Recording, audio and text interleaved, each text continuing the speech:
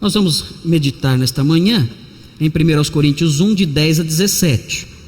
Aí está o texto, 1 Coríntios 1, de 10 a 17. Estamos caminhando na primeira carta aos Coríntios. É uma carta que tem muito conteúdo, principalmente na matéria de eclesiologia aplicada. É uma carta muito importante para a igreja. Antes de nós fazermos a leitura, as crianças vão sair devagarinho, sem correr. Vão sair para a musicalização, sem correr, devagar. Elas vão aprender a tocar a flautinha lá, as notas musicais. Enquanto isso, nós vamos estudando a Sagrada Escritura, mais especificamente o texto que está diante de nós. Nós queremos aprender a primeira carta de Paulo aos Coríntios por causa do seu conteúdo extremamente rico no que diz respeito à eclesiologia, o que a Bíblia fala sobre a igreja, não só o que a igreja é, não só os princípios relacionados a ela, mas também o modo como ela deve funcionar, como deve ser uma igreja bíblica, a igreja de Deus, como deve ser. A primeira carta aos Coríntios ensina isso. Nós estamos refletindo sobre ela e hoje vamos estudar os versículos 10 a 17. Vamos fazer a leitura. Diz assim, 1 Coríntios 1, de 10 a 17. Irmãos, em nome de nosso Senhor Jesus Cristo, suplico a todos vocês que concordem uns com os outros no que falam, para que não haja divisões entre vocês. Antes, que todos estejam unidos num só pensamento e num só parecer. Meus irmãos, fui informado por alguns da casa de Cloé de que há divisões entre vocês. Com isso quero dizer que algum de vocês afirma: eu sou de Paulo, ou eu sou de Apolo, ou eu sou de Pedro, ou ainda eu sou de Cristo. Acaso Cristo está dividido? Foi Paulo crucificado em favor de vocês? Foram vocês batizados em nome de Paulo? Dou graças a Deus por não ter batizado nenhum de vocês, exceto Crispo e Gaio, de modo que ninguém pode dizer que foi batizado em meu nome. Batizei também os da casa de Estéfanas. Além destes, não me lembro se batizei alguém mais, pois Cristo não me enviou para batizar, mas para pregar o Evangelho, não porém com palavras de sabedoria humana, para que a cruz de Cristo não seja esvaziada. O texto que nós lemos, ele traz algumas contribuições para nós. A primeira contribuição que esse texto traz para nós, não vai aparecer aqui na tela, eu vou só mencionar para os irmãos rapidinho. A primeira contribuição que esse texto traz para nós é no sentido de mostrar a relevância da unidade da igreja. Uma igreja precisa ser unida. Uma igreja precisa ser unida por razões teológicas. Ela não tem que ser unida apenas por motivos relacionados à sociabilidade, à simpatia, à amizade, o fato de um gostar do outro. Não são essas as razões que devem fazer com que uma igreja seja unida. Qualquer incrédulo pode ser unido com outro incrédulo com essas bases, na base da simpatia, na base da amizade, na base do querer bem. Não, a igreja, ela deve ser unida sobre essas bases, não há dúvida, mas existem bases muito mais profundas que devem motivar a unidade da igreja. O fato de ter Cristo morrido em nosso favor, o fato de ter sido todos nós batizados em nome de Cristo, são fatores que devem realçar o dever que temos de sermos unidos, de não haver entre nós divisões. Uma outra contribuição importante desse texto, que não se relaciona com a mensagem, pelo menos não se relaciona diretamente com a mensagem que eu estou apresentando, é o fato desse texto mostrar que o batismo não é fator essencial para a salvação. Quando nós estudamos o batismo no Novo Testamento, quando nós estudamos a teologia do batismo no Novo Testamento, esse texto que lemos é um dos textos que serve para comprovar a tese, a verdade, de que o batismo não é necessário à salvação. Para que alguém seja salvo, basta que a pessoa creia em Jesus Cristo como seu Salvador. Eu estou dizendo isso porque hoje em dia, como em outras épocas também, Sempre existirão pessoas dizendo que para ser salvo é necessário crer em Cristo e mais alguma coisa. Há seitas que dizem, para você ser salvo você precisa crer em Cristo e vir à igreja, mas não pode ser em outra, tem que ser nessa. Você tem que crer em Cristo e vir nessa igreja aqui, pertencer a essa igreja aqui. Se você for a uma igreja de outra denominação, você não vai ser salvo, tem que ser nessa aqui. Outros dizem, olha, para ser salvo é necessário crer em Cristo e fazer boas obras. Se você crer em Cristo e não der esmolas, e não ajudar ninguém, e não praticar certas coisas boas, você não vai para o céu. Essas seitas todas, elas sempre anexam à fé alguma coisa a mais. E existem seitas modernas, assim como existiram também no passado, que ensinam que para ser salvo eu tenho que aceitar a Cristo e tenho que ser batizado. Se eu morrer sem ser batizado, apenas criei em Cristo e não fui batizado, aí não há como ser salvo. Eu tenho que crer e eu tenho que ser batizado, essas duas coisas juntas, para ir para o céu. Isso não é verdade. A Bíblia não ensina isso. A Bíblia, quando diz quem crer e for batizado será salvo, a Bíblia está qualificando o tipo de fé.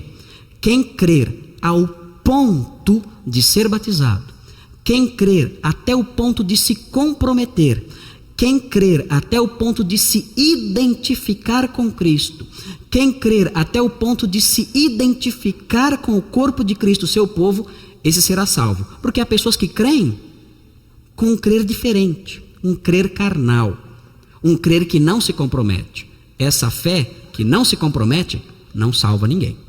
É a fé que Tiago chama de uma fé morta. E a fé morta não serve para nada. Quando a Bíblia ensina quem crer e for batizado será salvo, está qualificando a fé. Quem crer até o ponto de se identificar com o Senhor, quem crer até o ponto de se identificar com o seu povo, quem crer até o ponto de se comprometer, esse alguém terá a fé salvadora, esse alguém será salvo. E esse texto que nós lemos mostra isso também. Mostra que o batismo não salva. Olhando para o texto, você vai encontrar aí. O texto diz assim, no versículo 14: dou graças a Deus por não ter batizado nenhum de vocês, exceto Crispo e Gaio. Se o batismo salvasse, o apóstolo Paulo não estaria dando graças a Deus por ter batizado só 2 ou 3 pessoas em Corinto.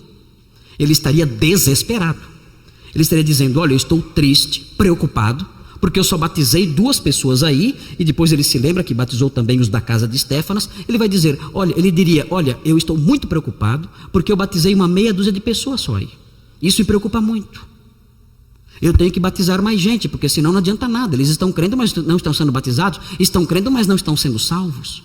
Ele estaria preocupado com essa questão. Mas ele diz o contrário. Ele fala, eu dou graças a Deus, porque só batizei meia dúzia aí. E ele completa dizendo, Cristo não me enviou para batizar. Ele me enviou para pregar o Evangelho. Paulo crê que a salvação não é pelo batismo. Ele crê que a salvação é pela fé somente. O batismo é uma demonstração da realidade, da intensidade, da veracidade dessa fé. Agora, a mensagem central que eu quero frisar é a seguinte, está aí. É uma mensagem central preocupante, porque eu sou líder na igreja e essa mensagem de algum modo me afeta. Olha o que diz aí. A intensa admiração tributada a um líder específico é fonte de divisões na igreja. Entenderam essa mensagem? Entenderam essa verdade central, como é chamada aqui? Olhe bem. A intensa admiração tributada a um líder específico é fonte de divisões na igreja. Você pode gostar de um líder específico, de um pastor, de um missionário. Você pode gostar de alguém, mas você tem que tomar muito cuidado. Muito cuidado para não se tornar um fã incondicional, um macaquinho de auditório. Porque se você se tornar um fã incondicional, um macaquinho de auditório de um líder específico, você é alguém que pode trazer problemas para a igreja. Sabe como? Você pode trazer divisões para dentro da igreja. É muito importante que nós gostemos dos nossos líderes. É muito importante que nós admiremos certos homens de Deus. É muito importante que nós demonstremos para com os homens de Deus um certo reconhecimento. É muito importante que os homens de Deus eles se sintam motivados pelo apoio, pelo incentivo e pela aprovação das pessoas a quem eles ministram.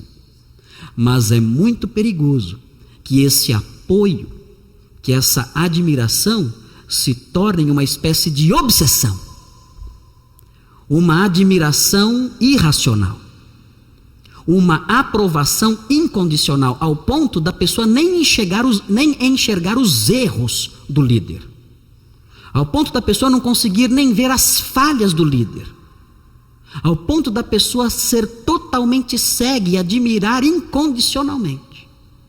Isso é perigoso. É perigoso porque o líder, ele é feito de carne e osso. Qualquer pastor, qualquer missionário, qualquer líder cristão é feito de carne e osso. E se ele errar, aquela pessoa que é um fã incondicional, cai também. E o pior, quando essa admiração é dirigida a líderes maliciosos, maldosos, mentirosos, falsos, a pessoa não consegue enxergar as mentiras que ele prega. Está cego, não enxerga as mentiras que ele prega. Mas o problema que é mencionado aqui no texto não eram esses. O problema que é mencionado no texto é que os fãs de determinados líderes estavam trazendo divisões na igreja. Eu gosto mais desse, eu gosto mais daquele, eu gosto mais daquele outro. E havia inimizade entre eles, porque cada um formava um fã-clube. E esses timinhos se opunham uns aos outros.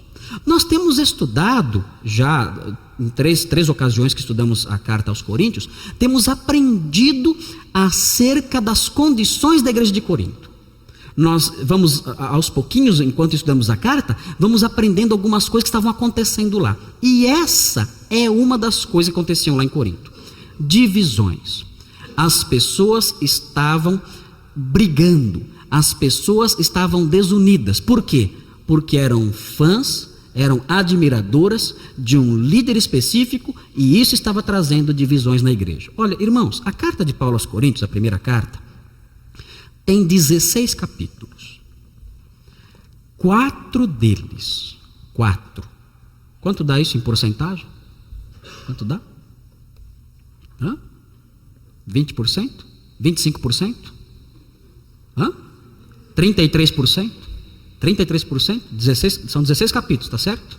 4 capítulos, acho que dá um pouco menos, hein? 4, oi? Os matemáticos, 25, né? 25%. 25% da carta, os 4 primeiros capítulos, tratam do problema da divisão na igreja. Será que existiam problemas mais sérios ali? Bom, existiam problemas terríveis ali. Quando nós chegarmos no capítulo 5, os irmãos vão ver que coisas horríveis. Problemas doutrinários existiam. Quando chegarmos no capítulo 15, os irmãos vão ver que problemas doutrinários horríveis existiam lá. Mas o apóstolo Paulo parece que ele se preocupa mais, muito mais, com a questão do convívio entre os irmãos. Ele gasta numa carta de 16 capítulos, 25% da carta, ele usa para exortar os irmãos: cuidado, não sigam essas coisas, não abracem essas divisões, não se filiem a esses partidos, não pensem como o mundo pensa, não faça com que a vida de vocês seja construída sobre bases mundanas, que admiram a sabedoria de homens e não a beleza da cruz. Não faça com que o cristianismo de vocês seja marcado pelo aplauso aos dons, aos talentos dos homens. Isso é o mundo que faz. O mundo faz isso. O mundo aplaude os homens. O mundo admira os homens. O mundo se curva diante dos homens. Vocês não. Vocês não podem fazer com que o cristianismo de vocês seja marcado por isso. De forma nenhuma. Vocês devem fazer com que o cristianismo de vocês seja marcado por uma admiração do poder da cruz. Quando vocês fazem essas divisões, admirando líderes, vocês estão sendo mundanos, porque quem admira os homens é o mundo lá fora. Vamos ver algumas etapas, 3 etapas presentes nesse texto. Primeira etapa, aí está o pedido. Olhando para o versículo 10, você vai ver o pedido. O apóstolo Paulo faz um pedido àqueles irmãos. Qual é o pedido? Vai aparecer aí agora. Busquem a unidade no modo de pensar. Essa é a preocupação do apóstolo Paulo. Os crentes de Corinto estavam pensando de modo diferente, um do outro. Uns gostavam de um líder, outros gostavam de outro líder, outros de outro e outros ainda de outro. E não havia unidade dentro da igreja. Se existe algo que entristece o coração de Deus, é olhar para uma igreja e ver essa igreja dividida em grupos que são inimigos entre si. É ver essa igreja dividida em pessoas, em indivíduos que são inimigos entre si. O apóstolo Paulo faz um apelo cheio de calor, cheio de emoção no versículo 10. Vejam o que ele fala no versículo 10. Irmãos, em nome de nosso Senhor Jesus Cristo, suplico a todos vocês que concordem uns com os outros no que falam, para que não haja divisões entre vocês, antes que todos estejam unidos num só pensamento e num só parecer. Irmãos, imaginem participar de uma igreja assim, uma igreja onde haja plena união entre as pessoas, uma igreja em que todos falam a mesma língua, todos se dão bem, todos se respeitam mutuamente, todos desenvolvem um alto grau de amizade, todos se dispõem a perdoar um ao outro, todos se dispõem a pensar do mesmo modo, todos se dispõem a abrir mão de alguma coisa em prol da paz. Esse é o pedido do apóstolo Paulo dirigido à igreja de Corinto, que houvesse plena unidade no pensamento e na convivência. O que acontece geralmente nas igrejas, irmãos, é que quando existe algum problema de relacionamento, a coisa mais difícil que existe é fazer com que esse problema seja sanado. Por quê? Porque existe no coração de muitos crentes um orgulho impressionante e injustificável, uma indisposição terrível contra o outro, uma indisposição terrível para pedir perdão e para perdoar. E aí então começam a surgir as inimizades. Sabe o que alguns fazem? Alguns vão para outra igreja. Essa é uma atitude errada. Fogem. Vou para outra igreja. Fogem da sua igreja. Por quê? Não querem resolver o problema. São incapazes de viver em paz naquela igreja, então vão para outra. Naquela outra, eles vão ficar algum tempo ali. E logo vai surgir um outro problema. Aí, sabe o que eles vão fazer? Corre para outra da esquina. Ali naquela outra da esquina vai aparecer um problema também. Sabe o que eles vão fazer? Vão pular para outra do outro lado da rua. Que hoje o que não falta é igreja. Para quem quiser, para tudo quanto é gosto. E não há nesses crentes uma disposição de abrir mão de seus interesses, de abrir mão da sua soberba e do seu orgulho e trabalhar para criar na igreja em que Deus os colocou um ambiente de plena unidade, de plena harmonia e de plena paz. Como isso é triste ver. Como é triste ver isso acontecer nas igrejas. O apóstolo Paulo vê isso como algo tão triste que ele faz uma súplica aos coríntios. Ele diz: parem com isso. Eu suplico isso a vocês, em nome de Jesus Cristo eu suplico isso. Parem de pensar de maneira discordante e passem a se unir num só parecer, num mesmo pensamento. É claro que isso requer esforço. É claro que isso requer humildade. É claro que isso requer o curvar-se diante do outro. É claro que isso requer engolir, como dizem os jovens, né? Engolir alguns sapos, né? Os jovens usam essa expressão, né?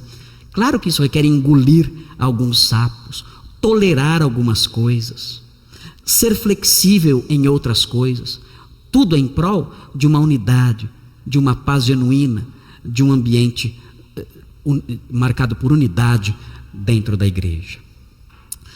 Como é você diante de uma súplica como essa, de um pedido como esse? Você é alguém fácil de se tratar? Você é alguém que com facilidade se dispõe a relevar e a restaurar a unidade, a paz e a harmonia com o irmão que feriu você, que magoou você? Você tem essa disposição no seu coração? Ou você se fecha, fica de mal, né? Como as crianças, né? As crianças fazem assim, né? Fica de mal para toda a vida, né? As minhas filhas falam isso: eu estou de mal para toda a vida, né? E é bastante tempo isso, considerando a idade delas, né? Estou de mal para toda a vida, fico de mal e não tem mais jeito, aquilo é um caso perdido. É assim que você faz? Se você age desse modo, você está desconsiderando, virando as costas para um pedido que parte do coração de Deus e que diz para cada crente: seja unido ao seu irmão. Mantenha com o seu irmão um relacionamento pacífico. Seja perdoador. Abra o seu coração para o outro. Abra o seu coração para o seu irmão. Abra o seu coração para aquele com quem você não tem nutrido um relacionamento perfeito. Esse é o pedido de Deus. Esse é o pedido que Deus, através de Paulo, dirigiu à igreja de Corinto. Esse é o pedido que Deus dirige a você hoje, nesta manhã, você que está ouvindo. Mas vamos ver qual era o problema. O texto continua e apresenta nos versículos 11 e 12 o problema. Vejam qual era o problema. O que causava divisão? A existência de partidos na igreja. O apóstolo Paulo fez um pedido e logo depois, nos versículos 11 e 12, ele mostra qual era o problema. O que motivou esse pedido? Eu acredito que em nossa igreja esse problema não exista. O pedido permanece, dirigido a todos. Mas eu não tenho visto esse tipo de problema em nossa igreja, a existência de partidos aqui dentro. Mas o sermão nem sempre tem o objetivo de corrigir. O sermão muitas vezes tem o objetivo de precaver. Se você está querendo formar um timinho, pare hoje. Pare hoje. Se você está trabalhando para formar um fã-clube, pare hoje. Isso não vem de Deus. Isso gera problemas. Isso traz tristezas. Isso faz com que aquele pedido no ponto 1 se torne ainda mais necessário. Vamos ver a existência de partidos na igreja. Veja o versículo 11, veja o versículo 12 e você vai ver o problema lá de Corinto. Observe, acompanhe aí. Não deixe que eu leia sozinho, mas me acompanhe na leitura. Veja assim, veja o que diz.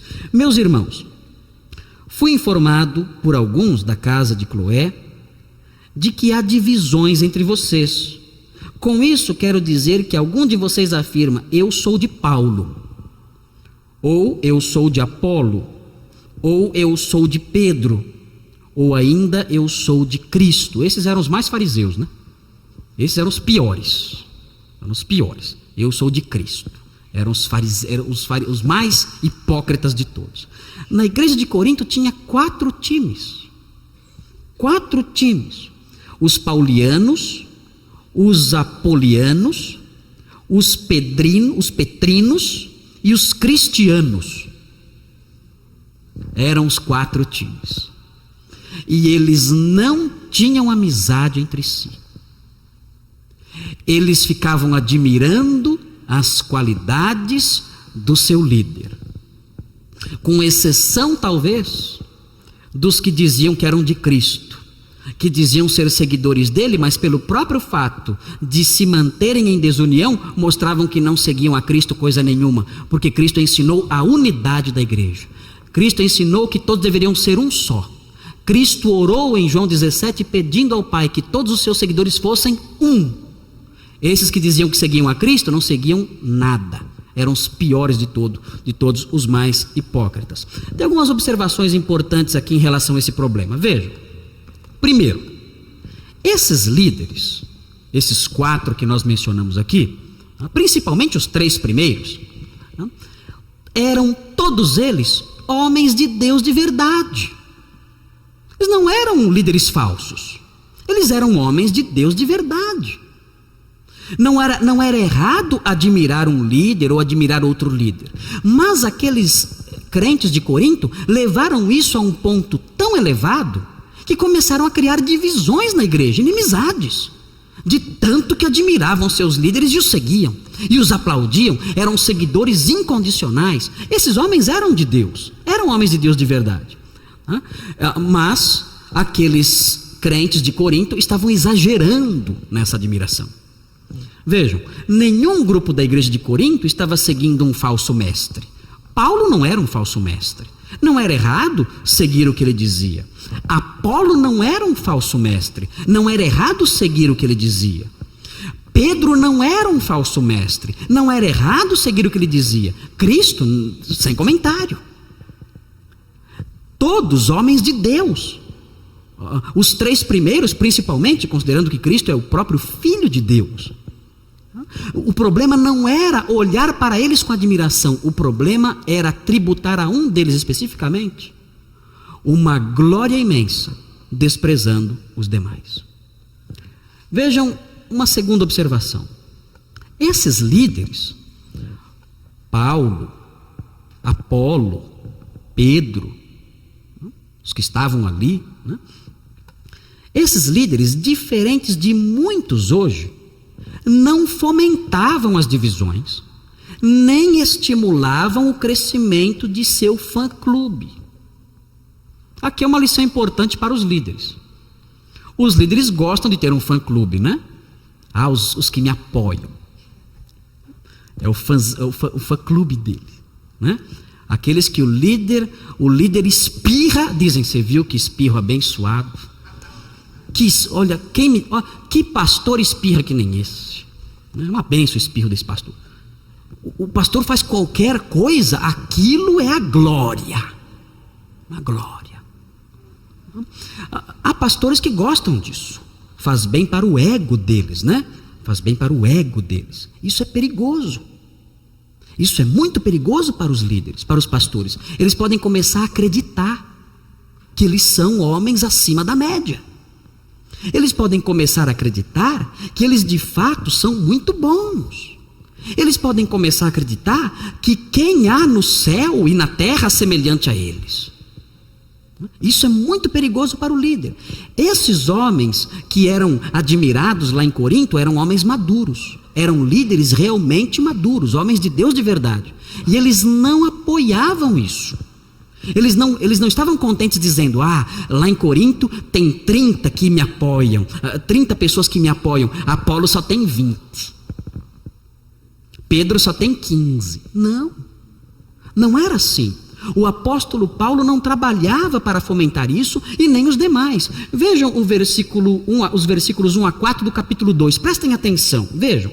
Olha, capítulo 2, versículos 1 a 4, presta atenção. Eu mesmo, irmãos, quando estive entre vocês, não fui com um discurso eloquente, nem com muita sabedoria para lhes proclamar o mistério de Deus. O que ele está dizendo? Que ele é bom? Que ele é sábio? Que ele é inteligente acima de todos? Não. Ele está dizendo: olha, quando eu fui aí até vocês, eu não fui embasado em sabedoria humana, querendo dar um show de eloquência, querendo dar um show de conhecimento aí, de forma nenhuma. E ele continua dizendo: pois decidi, versículo 2, pois decidi nada saber entre vocês, a não ser Jesus Cristo e este crucificado. E foi com fraqueza, temor e com muito tremor que estive entre vocês. Minha mensagem e minha pregação não consistiram de palavras persuasivas de sabedoria, mas consistiram de demonstração do poder do Espírito. Ele está dizendo: eu nunca cheguei aí querendo dizer que eu era o bom. Eu nunca cheguei aí querendo formar um partido de seguidores especiais. Quando eu estive aí, eu fui com toda humildade. Preguei com toda humildade, não quis mostrar o quanto eu sei, não quis mostrar quem eu sou, nada disso. Eu estive aí humildemente, falando do Evangelho de Cristo e só. Paulo está mostrando com isso que ele não estimulava essas divisões, que ele não gostava do fã-clube dele. Se o fã-clube de Paulo fosse visitá-lo, Paulo ia dar uma bronca neles. Paulo, nós somos o seu fã-clube, saiam daqui agora. Não quero fã-clube nenhum. Vocês têm que ser unidos entre si e parar com essas divisões. Eu nunca trabalhei para que vocês fossem meus admiradores. E aqui, o último. Esses líderes sequer pertenciam àquela igreja. Eles nem eram de lá. Eles nem eram de lá. E tinha lá os timinhos. Isso muitas vezes acontece nas igrejas modernas. Ah, você viu o pastor daquela igreja, que maravilhoso? Quem dera o pastor Marcos fosse igual. Quem dera o pastor Marcos fosse igual àquele pastor daquela igreja. E pode acontecer o contrário também, isso é muito mais difícil, né? Alguém chegar e dizer: fomos na igreja do pastor Marcos, quem dera o nosso pastor fosse igual a ele. Eu sei que ninguém nunca vai falar isso, ninguém é maluco de falar uma coisa dessa, né? Mas pode acontecer. Admirando pastores de outras igrejas, admirando líderes de outros lugares. Lá em Corinto faziam isso. Pedro não estava lá, Pedro era da igreja de Jerusalém, não era da igreja de Corinto. Paulo não estava lá, Paulo, a relação dele mais forte era com a igreja de Antioquia, não era com a igreja de Corinto. Apolo não estava lá, nós não sabemos, é provável que Apolo na ocasião estivesse com Paulo. Mas não pertencia àquela igreja e eles viviam admirados com esses líderes de fora. Nada disso era bom, nada disso trazia edificação, nada disso fazia com que a igreja crescesse e a igreja demonstrasse uma transformação verdadeira de vida. Então nós vimos, primeiro, um pedido. Em segundo lugar, nós vimos o problema, uma admiração excessiva a determinados líderes, tributada a determinados líderes. E em terceiro lugar, vamos ver os perigos. Aí está. Os perigos. Quais eram os perigos disso? Quais eram os perigos de se tributar a um líder específico uma admiração excessiva? O que isso gerava? Bom, em primeiro lugar, aparece aí, olha o que está escrito aí, no versículo 16, essa conduta concede a determinados homens de Deus um lugar que só Cristo deve ocupar. Nós só temos um Deus. Só temos um a quem devemos admirar. Só temos um a quem devemos servir. Só temos um a quem devemos honrar e bendizer e exaltar. E esse um é Cristo, não é o pastor Marcos. Esse um é Cristo, não é o pastor da sua igreja. Esse um é Cristo, não é o pastor daquela outra igreja, ou daquela outra, não. Nós devemos conceder a glória e a admiração e o louvor e a honra somente a um, a Cristo, e a ninguém mais. O apóstolo Paulo, quando ele trata desse assunto, ele diz no versículo 13: acaso Cristo está dividido? E ele diz: foi Paulo crucificado em favor de vocês? Por que ele pergunta isso? Isso é uma ironia perguntar isso. O apóstolo Paulo está sendo irônico. Foi Paulo crucificado em favor de vocês? Sabem por que ele pergunta isso de modo tão irônico? Porque ele está dizendo: vocês estão colocando a mim no lugar de Cristo. Vocês estão me colocando no lugar de Cristo. Fui eu quem morreu na cruz por vocês. E ele continua com suas perguntas irônicas. Foram vocês batizados em nome de Paulo?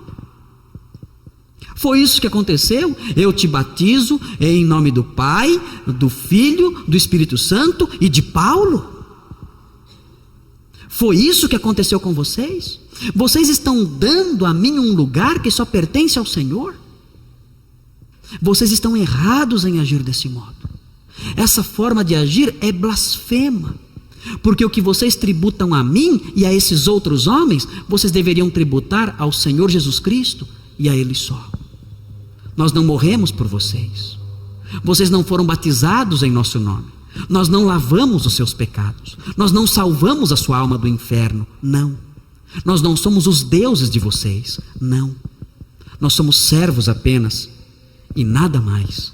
Servos do Senhor e nada mais. Vocês devem tributar essa honra, essa glória e essa admiração unicamente a Ele e a ninguém mais. Há um outro perigo. Essa conduta realça a sabedoria e as habilidades humanas de tal forma que reduz o poder da cruz. Vejam o versículo 17. Pois Cristo não me enviou para batizar, mas para pregar o evangelho, vejam, não porém com palavras de sabedoria humana, para que a cruz de Cristo não seja esvaziada. Se o apóstolo Paulo confiasse na sabedoria humana, ele estaria duvidando do poder da cruz. E quando alguém admira demais um líder, as vitórias que aquele líder conquista passam a ser atribuídas não ao poder de Deus, mas à habilidade do indivíduo, do homem. Então vem um pastor à igreja e ele prega. E naquele dia, quando ele prega, alguém se converte. E nós admiramos aquele homem e dizemos: olha só, a sabedoria deste homem, o poder desse homem. Vejam como ele tem a unção, que ninguém sabe o que é. Vejam como ele tem a unção. Vejam como ele tem um poder. Vejam como a oração dele é forte. Nós começamos a atribuir as coisas que Deus faz ao poder dos homens. Não é mais Deus quem está fazendo a obra, é o homem. As pessoas não se convertem porque Deus tocou no coração, não. As pessoas se convertem porque o pastor é bom. O pastor é bom. Pastor, ó, quem não se converte com esse não se converte com ninguém. Quem não se converte com esse pastor aqui, ó, pode o Espírito Santo fazer o que quiser. Mas se não se converter com esse pastor, não se converte com ninguém, porque esse pastor é o bom. Nós passamos a atribuir aquilo que é devido a Deus, passamos a atribuir às pessoas, aos homens. E isso é uma forma perigosa de idolatria. Sempre que nós colocamos alguém no lugar de Deus, nós somos idólatras. Não importa se a pessoa que colocamos é um homem de Deus de verdade. Um homem de Deus de verdade pode muitas vezes ser colocado num lugar que não lhe pertence, até contra a sua vontade.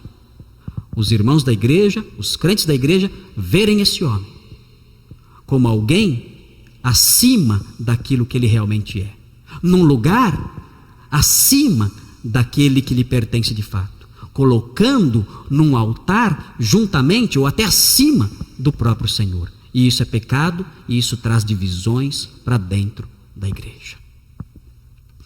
Lá em Corinto isso aconteceu. Admiravam demais um líder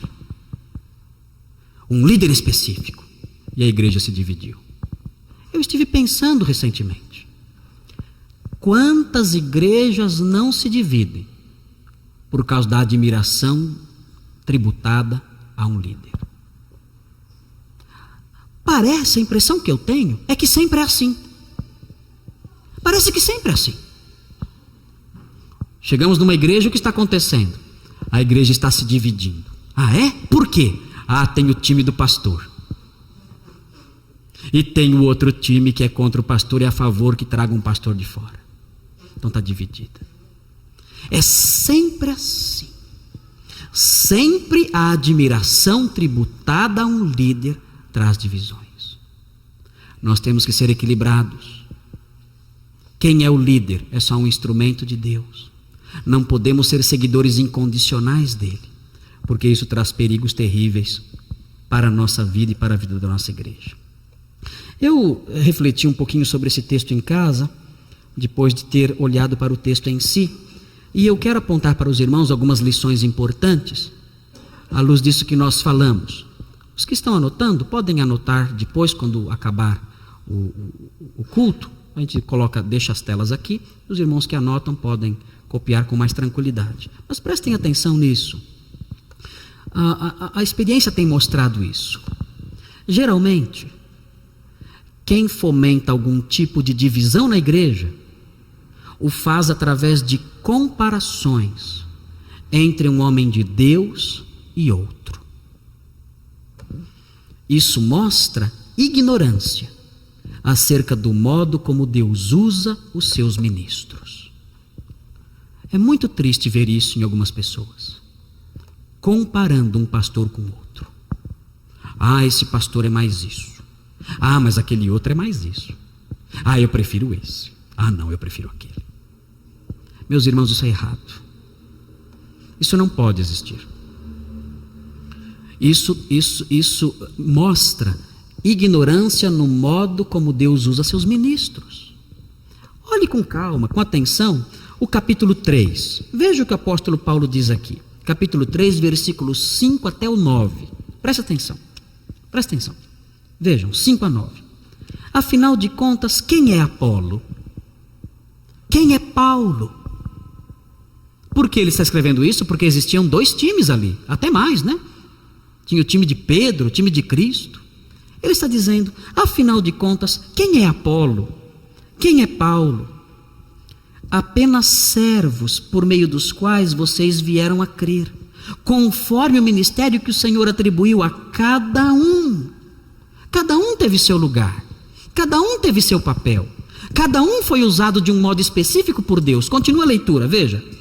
Eu plantei, Apolo regou, mas Deus é quem fez crescer, de modo que nem o que planta, nem o que rega são alguma coisa, mas unicamente Deus que efetua o crescimento. O que planta e o que rega tem um só propósito, e cada um será recompensado de acordo com o seu próprio trabalho, pois nós somos cooperadores de Deus. Vocês são lavoura de Deus e edifício de Deus. Paulo está dizendo, gente, para que essas divisões? Eu sou de Paulo, eu sou de Apolo, eu sou de Pedro. Cada um teve o seu papel, cada um teve seu trabalho. Eu plantei, Apolo regou, Deus usou cada um de um jeito. Deus, na sua imensa sabedoria, usou cada um de um modo específico. Todos são ministros, servos de Deus. O crescimento veio de quem? Veio dele, mas ele usou os seus servos de maneiras distintas. Parem com essas comparações, parem com essas divisões. Essas coisas mostram carnalidade. Uma outra lição importante. Geralmente quem demonstra forte admiração por um homem de Deus despreza outros que também são ministros da verdade. Esse desprezo é pecado. Muitos irmãos fazem isso. Comparam e desprezam outros que são homens de Deus também.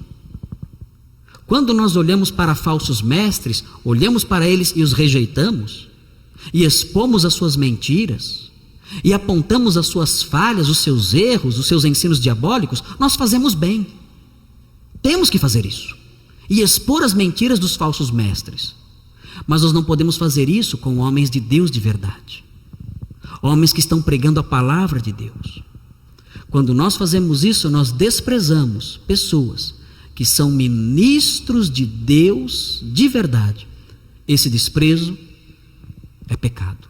Não podemos fazer isso com os homens que Deus tem usado. Há uma terceira lição. Geralmente, o admirador incondicional de um ministro de Deus atribui as vitórias dele à sua sabedoria pessoal e não ao poder da cruz. Isso é uma forma de mundanismo. Quem faz a obra é Deus, não é o ministro. Quem faz a obra é Deus, não é o pastor. Paulo diz, Paulo pregou, Apolo regou, mas quem faz crescer é Deus. E quando nós admiramos muito um pastor, nós acabamos por confiar na sabedoria dele e não no poder da cruz. Isso é mundanismo. Não podemos ser assim. Uma outra lição. Geralmente,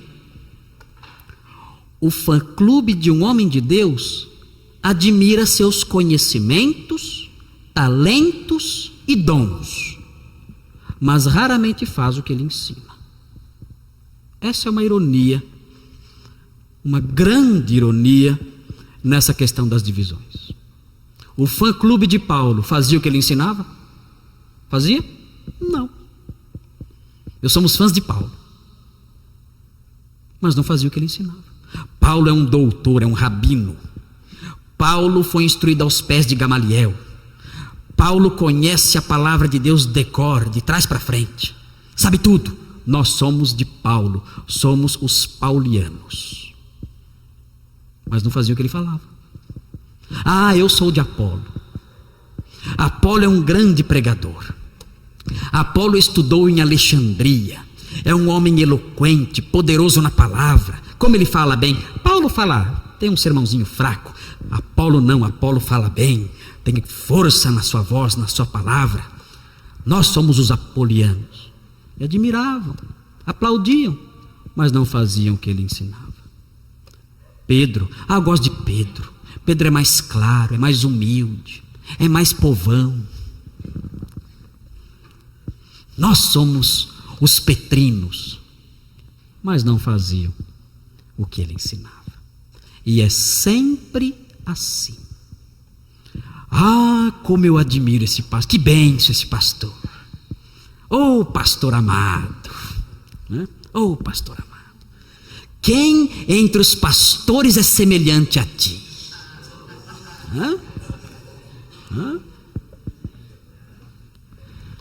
Mas não fazem nada do que ele ensina. Nada. Absolutamente nada. E a última lição, acho que a mais triste de todas é a última. Geralmente, o admirador incondicional de um líder específico revela um enraizamento muito fraco no solo da verdade. Quando o ídolo se vai, a fé e o zelo do admirador também desaparecem. O ídolo foi embora, ou morreu, ou caiu em pecado, enfim, não sei. Os admiradores daquele pastor, a fé que eles tinham, acaba. Eu me lembro quando eu era bem jovem, começando ainda no ministério. Eu comecei um trabalho no bairro onde meu pai mora. E naquele bairro foi um senhor. Naquele trabalho foi um senhor. Era o seu Rubens. Uma figura muito interessante. E ele ia lá nas nossas reuniões na congregação. Ele disse assim para mim: Marcos, na época eu não era pastor, era seminarista ainda. Marcos, eu vou te falar uma coisa para você. Você é meu Deus. Falou assim mesmo. Você é meu Deus. Falei, eu? Falei, não diga isso. Isso é pecado. O senhor não pode falar isso de forma, nunca mais repita isso. Porque isso não é verdade. Eu não sou o seu Deus. Eu trabalho para o seu Deus, mas eu não sou o seu Deus.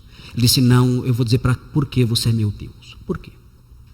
Porque depois comecei a vir aqui nessa igreja, a minha vida mudou, eu parei de beber, eu vivi aí uma miséria lascada, terrível, e aqui eu parei de beber, eu sinto uma alegria muito grande, eu sinto uma paz aqui, é tão gostoso estar aqui, minha vida é outra. Olha, eu vou lhe dizer, você é meu Deus. Eu dei uma bronca nele, a pessoa relativamente simples, dei uma séria bronca nele, falei, nunca mais diga isso, eu não sou o seu Deus, eu não quero que o senhor me trate desse modo, nem diga essas coisas, porque isso é blasfêmia, isso é pecado. E ele, de vez em quando chegava assim perto de mim, Marcos, desculpa falar, mas é que eu considero você um Deus. Não tinha jeito. Não tinha jeito. Ele achava que eu era um Deus. Né? Okay. Simone também, quando começou a namorar comigo, me achava um Deus. Também, né?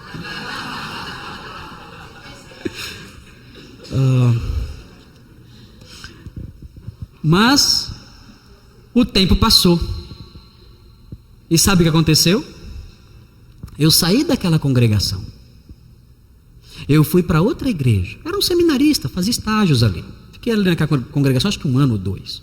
E eu fui para outra igreja, trabalhei em outra igreja. E eu mantinha o contato com aquelas pessoas. Né? Quando eu saí de lá, sabe o que aconteceu com aquele homem? Abandonou tudo. Abandonou a igreja, abandonou a palavra de Deus. As últimas notícias que eu tive dele é que ele gasta noites e dias num boteco lá na esquina, enchendo a cara e brigando com as pessoas. Sabe o que aconteceu com ele? O Deus dele foi embora. Ele não tinha mais a quem servir. Não tenho mais a quem servir. Eu não tenho mais a quem honrar. Meu Deus acabou. Meu Deus se foi. Agora eu vou voltar ao estilo de vida anterior. Isso que estou contando para os irmãos é um caso extremo. Mas os irmãos podem ter certeza. Quando alguém admira incondicionalmente um determinado líder, deve tomar cuidado. Porque os líderes de Deus se vão. Os líderes de Deus morrem, caem, muitas vezes pecam, tropeçam, muitas vezes caem em coisas horríveis e não conseguem mais se levantar. E se você está nos caminhos de Deus por causa de um líder específico, a sua fé é muito pequena e pouco enraizada na verdade. Quando o seu líder se for, você vai cair também. Por que você está nessa igreja? É por causa do pastor Marcos? É por causa do pastor Marcos? Por que você está aqui? Porque você gosta muito do Sinésio? Sinésio é tão legal. É por isso que você está aqui? Porque você se simpatiza com os pastores, com os líderes da igreja? É isso que faz você estar aqui? Quando o pastor não vem, você também falta? Quando o pastor falta e você fica sabendo pelo boletim, você também falta? O pastor não vai pregar domingo que vem, é outra pessoa. Não vou na igreja, estou de folga. É assim? Isso não é certo. Nós não estamos vindo à igreja para servir a homens. A nossa vida cristã se apoia no poder da cruz. Ele, o Rei dos Reis, é o nosso Salvador. Foi Ele quem morreu por nós. E é a Ele e somente a Ele que deve ser tributada toda a honra, toda a glória, todo o louvor, toda a admiração, hoje e sempre. Amém? Vamos orar. Ó Deus Santo, livra-nos do tipo de mundanismo acerca do qual falamos. Livra-nos desse mundanismo que admira homens mais do que ao Senhor. Dá-nos sabedoria para que expressemos a nossa admiração e a nossa gratidão a Deus ao Senhor pelos teus servos de modo equilibrado, de modo sóbrio, inteligente, racional. Que nós, se tivermos o privilégio de conhecer homens do Senhor, bênçãos do Senhor, que saibamos estimulá-los e demonstrar o nosso carinho por eles de maneira equilibrada, sábia e madura. Mas não permita, ó Deus, que nós os idolatremos e que aquilo que é devido somente ao Senhor, nós passemos a tributar a eles. Não permita que isso aconteça aqui. Não permita que isso aconteça com ninguém que está aqui. Livra-nos disso e que saibamos de modo racional e maduro louvar ao Senhor pelos homens que o Senhor tem usado em nossa vida. Mas, acima de tudo, glorificar e adorar somente o Senhor e firmar no Senhor apenas a nossa fé e a nossa confiança. Em nome de Jesus, nosso único Deus. Amém.